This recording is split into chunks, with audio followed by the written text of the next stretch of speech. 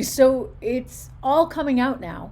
Of course, the media doesn't want to report on any of this, but really, it sounds like some people, including perhaps Hillary Clinton herself, are in some hot water over that Russia thing that was, well, turned out to be a bridge to nowhere. Hello, everyone. Welcome to the Trish Regan Show. It's good to have you here. We're going to talk about that. Plus, we're going to talk about this new report about the CIA possibly spying on all Americans. By the way, they're not even supposed to be doing this stuff domestically, right? This is supposed to be our international operations. But according to two Democratic senators, we touched on this story on Friday, it's happening here at home. There's all kinds of databases being collected. Quickly, I just want to mention that parts of today's program are being brought to you by Legacy Precious Metals. There has never been a better time to invest in precious metals, clearly with all the inflation going on. So go to legacypminvestments.com. Again, legacypminvestments.com. But back to this story on Hillary Clinton, which is just really pretty outrageous.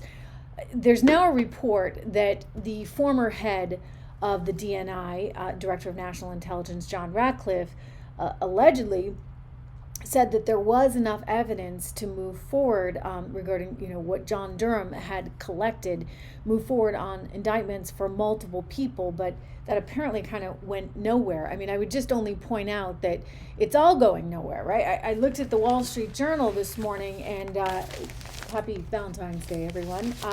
And this story, by the way, about Hillary Clinton's team breaking into the servers for Trump, it's not even in here. Like, the media isn't even covering it. It didn't even happen, which we're going to talk about some more in a second. But first, I mean, I just think that this is pretty shocking that no one's on this. And now we're learning that from a report, by the way, out of Fox, that John Ratcliffe was saying, look, there's enough evidence here for some heads to roll effectively, or at least for some indictments, right? This saying that you can indict a ham sandwich, but apparently not if you're part of Team Clinton. Then there's no indictments happening. It's possible, and I wonder if in some ways there were people within the deep state, so to speak, that felt like, well, this would be a bad move for the country and very Banana Republic-esque, and maybe there was sort of this hush-hush trying to cover it up. But I'm kind of shocked that another candidate could infiltrate the servers of their rival and somehow get away with that. I mean, and then you think of what this country was put through, right? There should be some punishment for that, because our country was put through a lot for basically 3 years.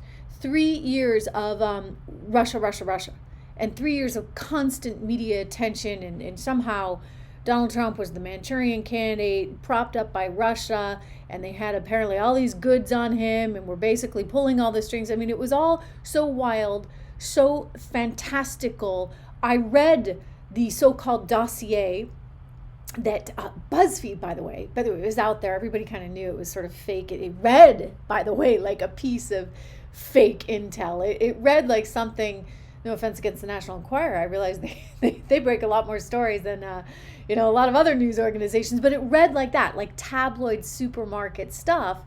And this was something that BuzzFeed went forward and published, and the media, the mainstream media, really ran with. And I'm like, why is nobody checking any sources here? I mean, our own FBI didn't check any sources on all this.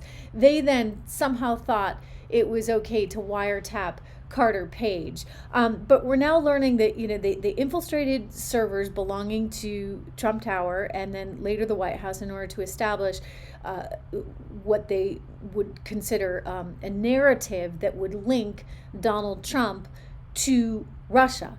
And that's pretty wild stuff. And if you can't get in trouble for that, what can you get in trouble for? Not to mention, why wasn't the media more responsible during all of this, right? I kept saying, this doesn't really check out. I mean, I'll just tell you as a journalist, if I'm going to report on something and I'm going to say that, this is allegedly truth, or I'm just going to say this is fact, as those on MSNBC and CNN and other places and publications presented this information, then I better be sure that I've checked out those sources myself, right? And, rule of thumb, you got to have at least 2 really, really solid sources, like firsthand information about something before you go with it like that. And yet they all went with this, and they concocted this like wild story that was spoon-fed to them by the Clinton campaign. And she's continued to do this. Don't forget what she's said about Tulsi Gabbard, right? Trying to allege that she's a Russian spy. Like, that's somehow the narrative. If you don't fit with us, like, boom, Russian spy. I mean, that is pretty horrific stuff, and unacceptable. So I think that we've got to ask where the media is in all this. I want to get to what we've seen here with the with the CIA situation and what Democrats are alleging. But before I do, just a quick reminder, if you haven't gone to AMAC, I've mentioned this before, do make sure you do. It's kind of like AARP, except the conservative version. They've got more than 2 million members, just a terrific organization that's standing up for your values, which matters right now, because you look at Congress and they're going to spend. This whole Build Back Better thing, it's not over. They want to spend your money, which is all the more reason why American seniors need to be looking out for themselves and their future. With inflation the way it is, you want to tell me you're going to spend more money? I'm sorry, that's going to be just a recipe for even more inflation. So it feels as though the Democrats and Biden really aren't looking out for everyday Americans, let alone American seniors, which is why you should join an organization that does. Go to amac.us/Regan for membership. And by the way, you get a whole bunch of like freebies, right? There's good discounts on hotels, on travel, on restaurants.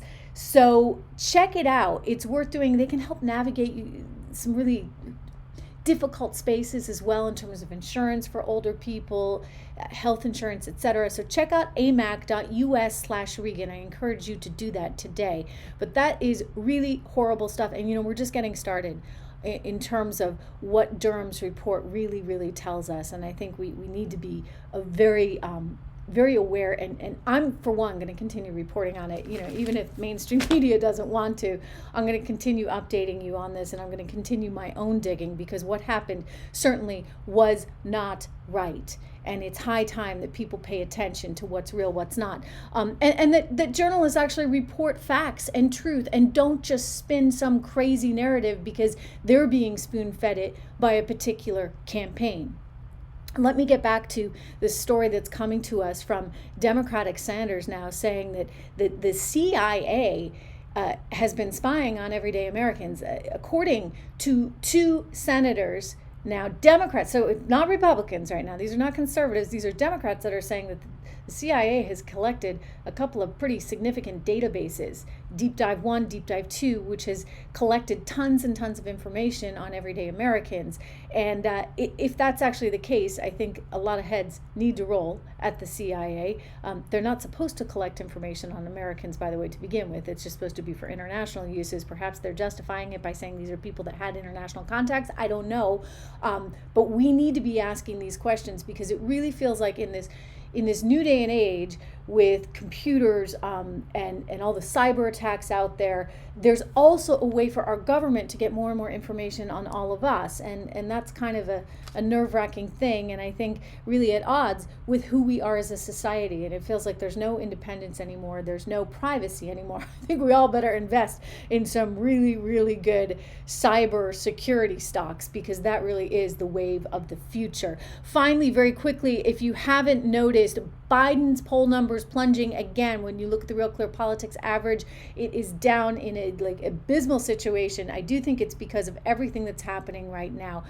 The CIA stuff aside, the Hillary Clinton stuff aside, what we've got is a situation now where Americans are feeling the pain. The misery index that I told you about last week at its highest level since 2008, and Americans are feeling the effects of inflation, which are only getting worse. So these are real problems for the administration. I consider that, however, a good thing, because I'm hoping that we will start to see some change in 2022. It is dangerous to have this much inflation. Just a quick reminder, everyone, I'm going to be back on Locals this Thursday, not Friday, but this Thursday at 12 noon ahead of the holiday weekend. So this Thursday, 12 noon, I hope to see you there. And happy Valentine's Day to everyone out there. Have a terrific day and a terrific night. And I'll see you back here tomorrow. Thanks so much. Don't forget, go to trishregan.locals.com.